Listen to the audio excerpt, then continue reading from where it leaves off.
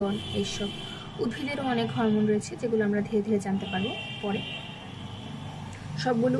এখন হচ্ছে আমরা মূলত কোষটার একটা ওভারভিউ দেখছি। যখন আমরা ভেতরে ঢুকবো আস্তে আস্তে প্রত্যেকটা জিনিসের আরও অনেক বিস্তারিত জানতে হবে। এখন শুধু আমরা নামগুলো জানছি, ঠিক আছে।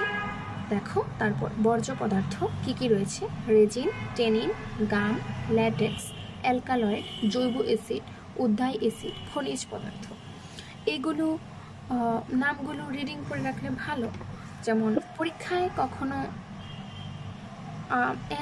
ইয়ার ক্ষেত্রে তোমার হেল্প করতে পারে, অ্যাডমিশনের ক্ষেত্রে এগুলোর নামগুলো অবশ্যই জানতে হবে। যেমন এরকম আসে যে কোনটি বর্জ্য পদার্থ, কোনটি বর্জ্য পদার্থ নয়, এরকম।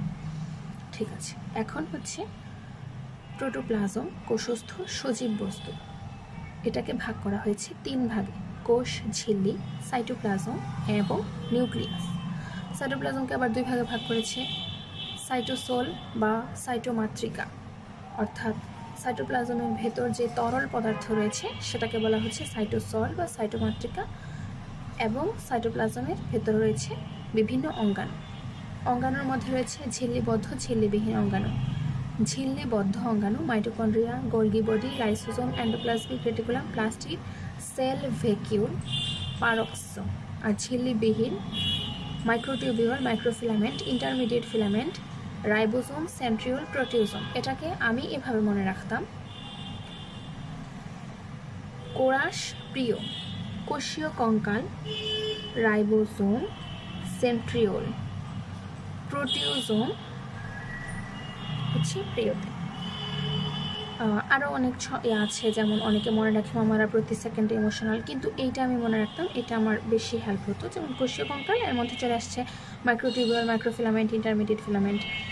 আর রাতে হচ্ছে রাইবোজোম আসছে, দন্তর সাথে সেন্ট্রিওল চলে আসছে, প্রিয়তে প্রোটিওজোম চলে আসছে, সম্পূর্ণটাই চলে আসছে। শুধু এইটুকু ছোট কোরাস প্রিয় একটা মনে রাখলে।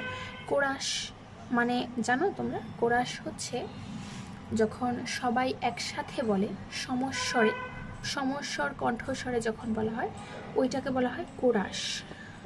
এখানে মনে রাখার জন্য কোরাস প্রিয়, যে সমস্বরে কথা বলতে পছন্দ করে সবাই মিলে একসাথে ক্লাসের, এটাই। কোনো অর্থ হয় না, যেগুলো আমরা এরকম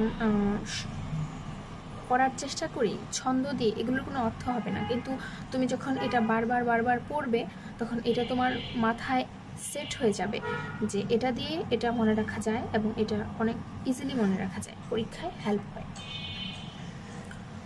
তারপর এখানে নিউক্লিয়াসকে ভাগ করা হয়েছে